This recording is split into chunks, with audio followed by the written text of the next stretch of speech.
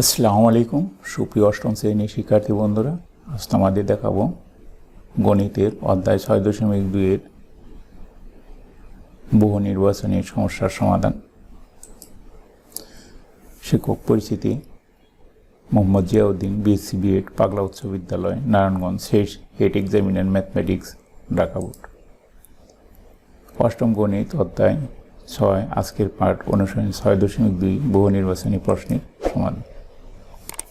এক নম্বর আছে x plus y equal to 5, x minus y equal to 3 হলে x Y এর মান নিচের কোনটি?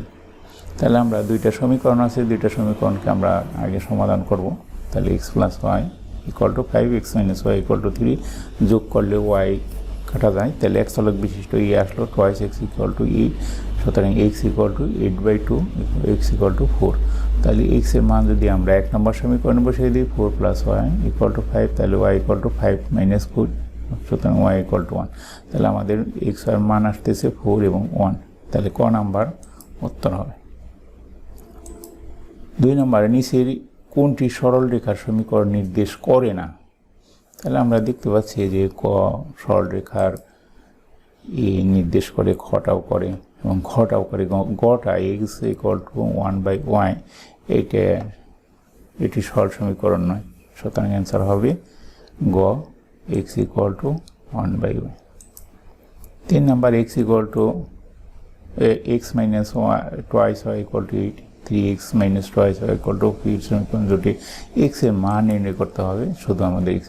তাহলে দুইটা সমীকরণ লিখে আমরা যদি বিয়োগ করি তাহলে দেখা যায় minus twice x equal two 4 হয়, এক্স ইকুয়াল টু 2 দিয়ে ভাগ করলে -2 হয়, তাহলে এক্স ইকুয়াল টু -2, খ নাম্বার।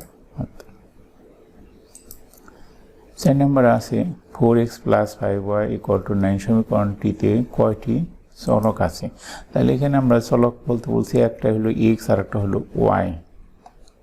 তাহলে এই সমীকরণে এক্স এবং ওয়াই, তাহলে দুইটি চলক আছে, তাহলে উত্তর হবে গ। 5 নম্বরে মূল বিন্দু স্থানাঙ্ক কোনটি?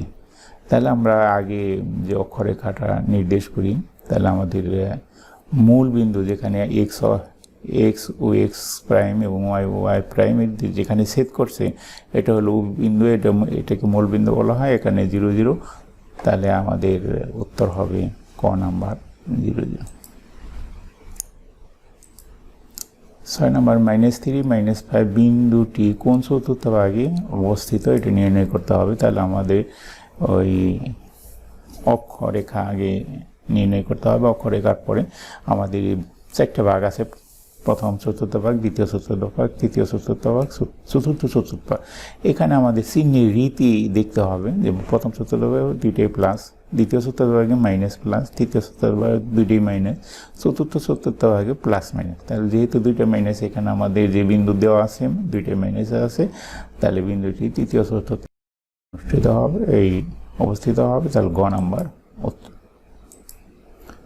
7 নম্বরে আছে x plus twice equal to 30 সমীকরণে লেখচিত্রের উপর অবস্থিত বিন্দু কোনটি, এটা আমাদের নির্ণয় করতে হবে। তাহলে এখানে যদি 1 নম্বরে আমরা দেখি 10 যদি বসায় দিই সমীকরণে, তাহলে আমাদের রাইট হ্যান্ড সাইড আসে 30, এটার সঠিক আছে। 2 নম্বর যদি বসায় 0 15, এটাও রাইট হ্যান্ড সাইডে 30 আসে, এটাও সঠিক।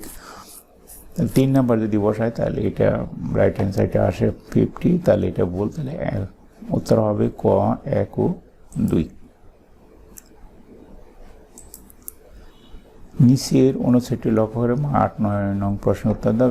এক্স ও ওয়াই সংখ্যা দুটির বিয়োগ ফলে অর্ধেক 4, বড় সংখ্যাটির সাথে ছোট সংখ্যাটি 3 গুণ যোগ করলে যোগফল 20 হয়, যেখানে x is greater than Y.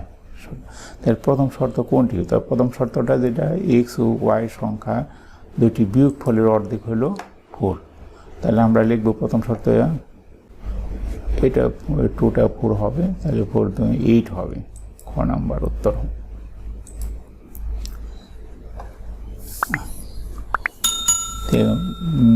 9 নম্বরে আছে আমাদের যে শর্তটা, সেটা হলো বড় সংখ্যাটির সাথে ছোট সংখ্যাটির 3 গুণ যোগ করলে যোগফল 20 হয়। তাহলে আমরা দেখি দ্বিতীয় শর্ত হলো এক্স প্লাস থ্রাইস ওয়াই বড় সংখ্যা 3 গুণ যোগ হলো 20, তাহলে 3 প্লাস 3 ইন্টু 11, তাহলে 3 প্লাস 33 ইকুয়াল টু 36।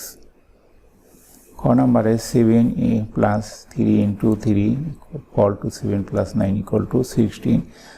গ নাম্বারে 11 plus 3 into 7 equal to 11 plus 21 equal to 32। তবে ঘ নম্বরে আছে 11 প্লাস 3 ইন্টু 3 ইকুয়াল টু 20, তাহলে সঠিক উত্তর ঘ নাম্বার, অ্যান্সার হবে 11 3। ধন্যবাদ সবাইকে।